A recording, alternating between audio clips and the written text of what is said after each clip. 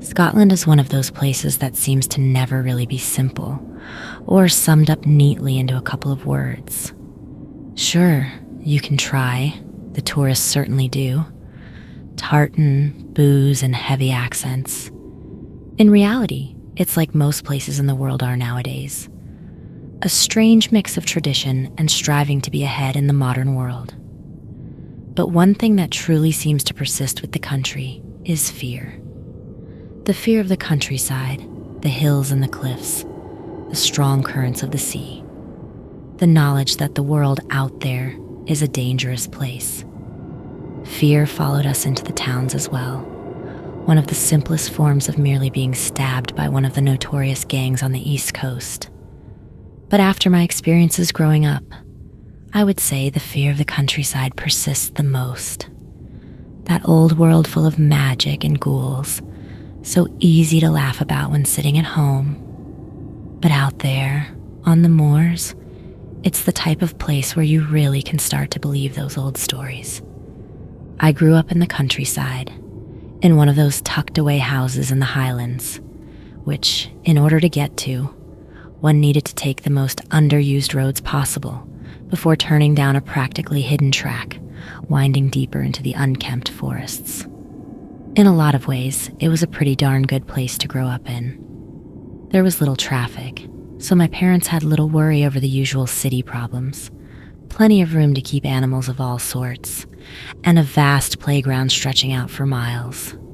There were a few downsides, of course, a long journey to school and back each day, even longer once I moved up to secondary. A pretty crap internet connection, once we finally got it, and a temperamental source of electricity. We got good at playing board games during power cuts. But one thing that I loved about our house was its location, near the base of a steep hill. My parents were enthusiastic hill walkers, and although when I was little I'd complain about being dragged along, I soon caught the bug for it. All we had to do for a great walk was take the pathway from the back of our house heading uphill and just follow it along. Soon enough, the trees would clear and you'd be left with a pretty fantastic view of the landscape. It was also the type of hill close to several others on one side, the types that all appear to melt into each other and loom dauntingly, bordering the view from a car window on the long stretch of road heading towards Inverness. And boy, if you love walking, you'd adore these hills. My parents were always cautious when I was little. It was definitely the type of place you wouldn't want a small child wandering about by themselves. But once I got older, I was allowed to go out by myself, promising to stick to the designated path and not go too far. Kids never really do listen to their parents, do they? As I grew even older, my parents became much more lax about the rules and trusted that I was able to look after myself fairly well on my own, and generally, I had good experiences up the hillside. I found what I can only really describe as the glory of walking. The feel of being completely isolated and at one with nature. The vastness of everything. The knowledge that the path I was walking had been one that people many generations ago had taken. But I suppose this story is about the bad experiences I had up there. As beautiful as the landscape was, there's another thing about Scotland. The weather is as unpredictable as our own tempers.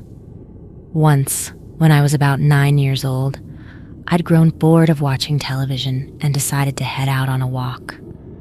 Taking one of our 3 dogs along with me, Penny, a border collie, and wandered up along the hillside.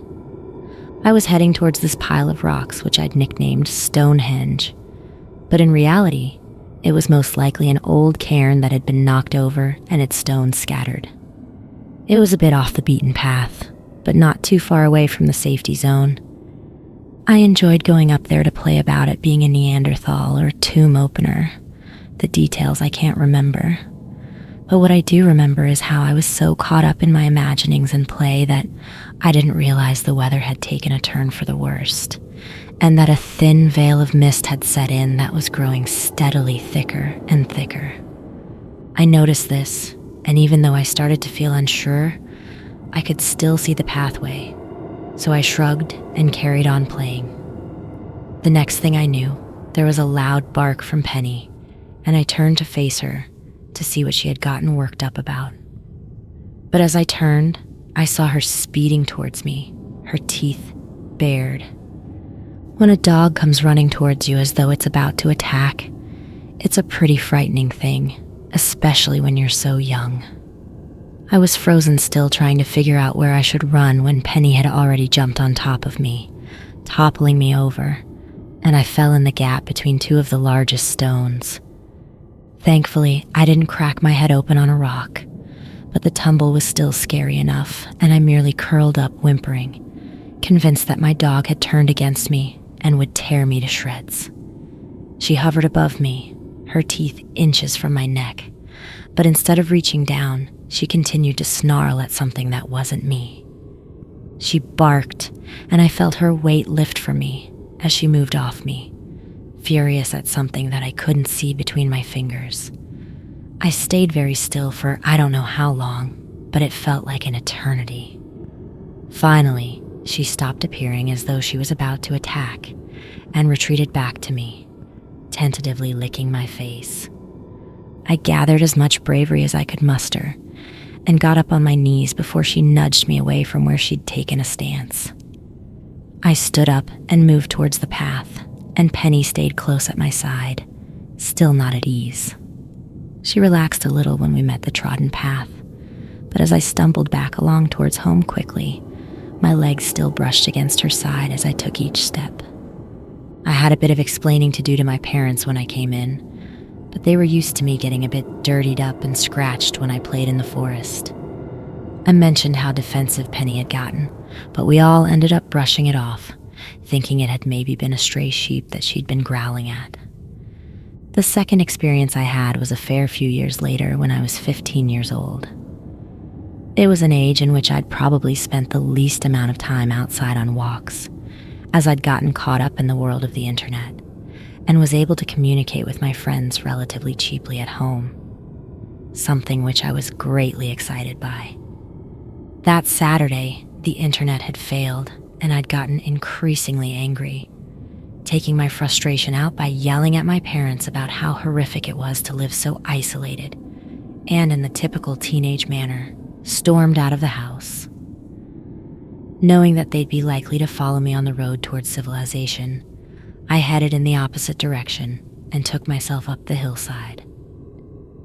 Slowly, my frustration diminished as I worked out my anger through my physical exercise, and I found myself almost smiling as I looked out at the view I'd not seen in some months, having forgotten how glorious walking was. Instead of going back home in a much more reasonable mood, I decided to enjoy the countryside that afternoon and started wandering about the hillside. By that age, I knew the whole area better than most people know their hometown and could have figured my way back home in the middle of the night. I hiked up to the summit of one hill before dipping down and up again to the next summit. As I looked out, I could see that the weather was taking a turn for the worst again and headed off back home. As I wandered back, a strange combination of mist and cloud started unfurling itself, obscuring the summit from my view and wafting down the hillside in waves. It was just about then I started feeling odd. There was a strange sensation, a tingle down my spine, if you'll pardon the cliche. And my steps, although usually strong and steady, felt unsure. I stumbled down the hill as fast as I could before glancing down at the landscape around me that was now partially obscured. It was then that I had the single most terrifying experience of my life. As silly and typical as it sounds, I felt doubt. Doubt over where I was. I had a vague idea, but was doubting whether I really was where I thought I was. As I've said before, I knew that hillside so well that to have a moment where I felt unsure was completely alien. I then panicked. Blind panic is one of those things that you feel ashamed of, or don't really understand as a watcher. But it was what I experienced up there. Everything became so silent, and all I could hear was the beating of my heart, My breaths grew ragged and shallow, uneven, inhaling too little, exhaling too much. My childhood world was gone, and I was in a place that I didn't know and would never get out of. It's a fairly common occurrence for people to get lost in the highlands. People wander out into the hills, get hurt, and can't get help. People get lost among the heather and fall in a peat bog, unable to get out. It's a sad truth, but you get used to it. We get a lot of tourists in our area, and they often do go missing. The number of cups of tea we've served to rescue teams is innumerable, and it's sad that we appear to have grown an exterior skin, being a bit insensitive and feeling more that the tourists were a bit dim for getting lost up there and not sticking to the paths. In that moment, though, I genuinely believed that I wasn't going to get home. I broke down and ran. It didn't really matter that tears were obscuring my vision, or that the misty clouds had grown thicker than ever, or that I had no idea where I was running. I just ran as damn well hard as I could. I wasn't going to be someone who would curl up into a little ball and freeze to death. And for some reason, I just hoped as long as I ran downhill for long enough, I'd reach some form of civilization again. But that depended entirely on which hill I was on. I stumbled along down, trying hard not to fall, although I'm sure I twisted my ankle by plowing through the uneven terrain until finally, I fell down. I screamed, a true, completely uncontrollable scream as I fell to the ground hard. I banged my face on something hard and cried out in agony. I felt my face and cringed to find a warm, sticky substance on my face. I wiped it away as best as I could and squinted hard to see what I'd fallen on. I almost started crying with joy when I realized that I must have tripped over one of the rogue rocks of Stonehenge. It was a relief to know that I was at a well-visited landmark of mine, and had the instructions of how to get home from here carved into my mind. Although it's a bit pathetic to admit this, I crawled to the path and cried with relief when I reached it. I continued crawling for a good part of the way, just too scared to get up and see the world closed off around me, with the mist pressing in from all sides. I eventually managed to stand up again once I'd reached the muddier path of the forest. My parents were worried sick when I got back in, and quickly drove me to the hospital. My wounds weren't too bad, but I'd lost a lot of blood as the cut was to my head, so I got stitched up. I shakily managed to tell my parents that I'd just panicked, ended up running and tripped. It could easily be chalked up to nerves, or the fact I hadn't been walking up there for a few months. But I felt in my heart it was something deeper than that. There had been an instinctive part of me that had felt wrong, and though I wouldn't dare admit it to anyone, I hadn't been alone on the hill. It hadn't just been bad weather. It had been the strange sort of mist that had either fogged my brain or had been trying to draw me into it. After that incident, I wouldn't go walking up the hill by myself, and always made sure I at least brought a dog along. I was simply too shaken up, but it didn't completely deter me from enjoying the splendors of the hills. The final time I went walking in the hills was about a year after the last incident, and I was 16. I was starting to feel a lot better about what had happened, and began to rationalize it in my head. One of my closer friends had come over for a weekend, and we had spent the first night staying up late, stuffing our faces and munching away on whatever food we could find in the cupboard. The next day, though, our entertainment was wearing thin, and we decided to get out and about a bit. Unfortunately, having woken up late, we'd missed a ride into the closest village with my mom, and instead of taking a trek down to the bus stop, we decided to just do a walk nearby and set off up the hill. We laughed and jested, and I showed my friend Leslie the place where I'd cracked my head open, as well as the cairn on the top of the hill, and we spent a good couple of hours simply wandering slowly around the hillsides. We lost track of time a bit, and it was starting to look a bit dim, so we started to head back home. A mist had settled in, and the whole place felt, as it had when I was 15, a bit disorientated. However, I took deep breaths, controlling my emotions, and continued on in a calm manner. After a while, Leslie started to worry a bit. "Are you sure we're heading in the right direction?" "Yes," I replied confidently, trying to keep my voice assured. There was a pause as we walked in silence for 5 minutes. "How come it's taking so long?" Leslie moaned. "Are you sure you know where we are?" I nodded. "How can you even tell in this?" My friend gestured around at the white landscape. I didn't really know how to answer that. I was just using my gut instinct. I could have pointed out a couple of rock shapes that we'd passed that I knew well, but I doubt it would have seemed very convincing. Leslie knew that I'd gotten lost here once, and evidently that was casting doubt on the accuracy of my judgment. I looked around and realized for the first time how blindingly white it all seemed. It was then that I saw something else in the mist. Glancing back at Leslie, I saw that my companion had seen the figure too. It was hard to properly see, but it definitely looked like someone else had gotten caught in the ridiculous weather as well. Some poor bugger was stumbling around looking lost. I sighed and was just about to say I was going to go fetch them and take them back with us when Leslie spoke first. "Look, why don't we go ask them for directions?" I choked back a laugh.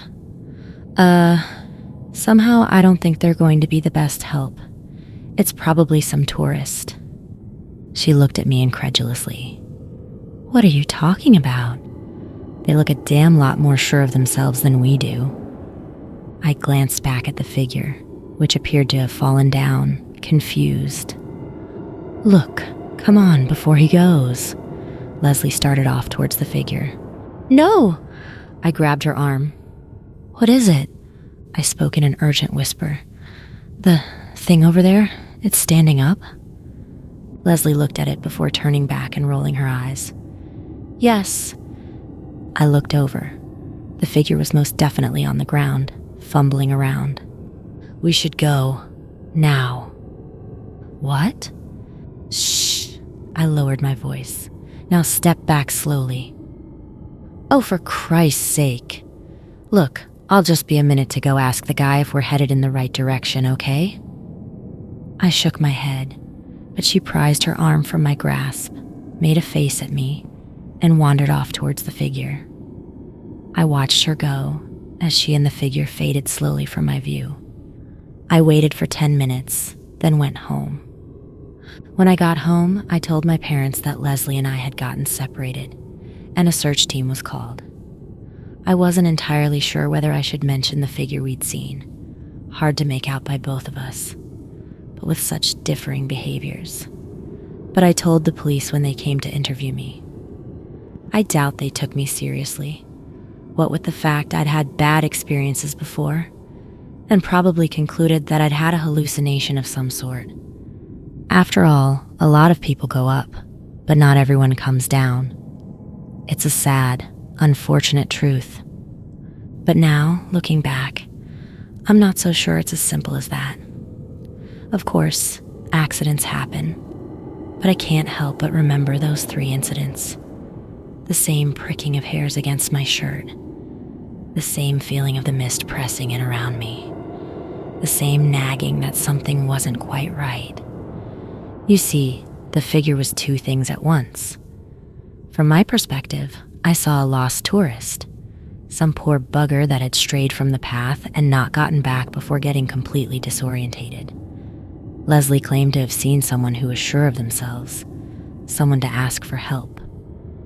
We both saw something that we were attracted to approach. I didn't. Leslie did. They never found Leslie. After that day, I never went walking there again. Now, I've moved away, and in my final year at university in Aberdeen, glad to have moved on with my life. There have been times I've been out with mates to the pub and come across a group of tourists just heading north. They often ask a few of us about the Highlands and for any stories.